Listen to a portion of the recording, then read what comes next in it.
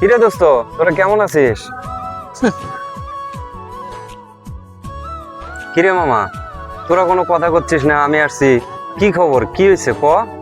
হ্যাঁ বেটা, তোর সাথে কিসের কথা? হারে, তোর সাথে কি আমার যাই? তোর সাথে কি এর যাই? হ্যাঁ, কি হয়েছে বন্ধু? তুইও তো মানুষ, আমিও মানুষ। কি হয়েছে? আমার সাথে কথা বললে কি সমস্যা? হ্যাঁ বেটা, মানুষ হইলে হবে? তুই দেখ আমাদের কি গেট আপ আর তোর কি গেট আপ। তুই মিয়া দেখ, আমি ঘড়ি পড়ছি, এই ঘড়ির দাম কত জানিস? 1 লাখ টাকা। সানগ্লাসের দাম আছে। আমি যে আইফোন ইউজ করি, তোর কি আছে? তোর একটা ফোন নাই। তুই যে গেঞ্জি পরছিস, এটা চলে? আর আমরা কি পরছি? আমরা প্যান্ট পরছি। আর তুই কি পরছিস? তুই দেখ লুঙ্গি পরছিস। এই লুঙ্গি পরলে কি এর সাথে যায় আমাদের? বল। না না না, তুমি ঠিক কথা বলছো বন্ধু। আমরা যদি এলাকায় বেরোই, তাহলে কি বলে আমাদেরকে? মানুষ সিজি বলবে, এ লুঙ্গি পড়ছে। তোর সাথে আমাদের যায় না। যা। বন্ধু, আজকে গরিব বলে আজকে এরকম অপমান করলি? আল্লাহ সবারই বিচার করে বন্ধু, উপরে একজন আছে। ঠিক আছে, আমি গরিব বলে তো আমার সাথে বন্ধুত্বের সম্পর্কটা রাখলি না। আজকে গরিব বলে কোনো বন্ধু বান্ধব কেউ পাশে নাই।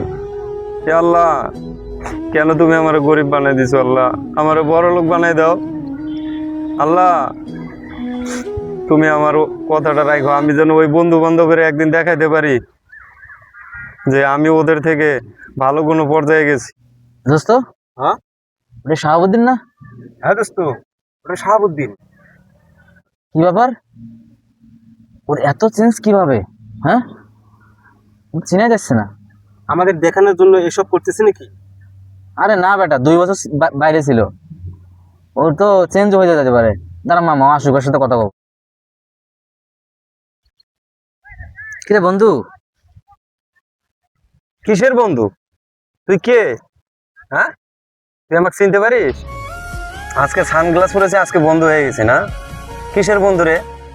মানুষের পরিবর্তন আসলে বন্ধু না? এতদিন আমি গরিব আছিলাম, আমার কোনো মূল্য ছিল না। হ্যাঁ, দেখ আজকে দেখ, ওই ইন্ডাস্ট্রিটা আমার। তারপরে এই যে বাউন্ডারিটা দেখ, এই বাউন্ডারিটা আমার। ঠিক আছে, এই সমস্ত জায়গা আমি কিনছি। এই 2 বছরে দেখ সব পরিবর্তন করে ফেলেছি। মানুষের অবস্থান কিন্তু সবসময় এক থাকে না। মানুষকে কখনো ছোট বলে অবহেলা করবি না। বন্ধু, তুই ঠিক কথাই কইছিস রে। তোর সাথে আমরা যে ব্যাপারটা করেছি, এটা আমাদের একদমই করা উচিত হয়নি। চল আমরা দুজনের কাছে মাপ চাই।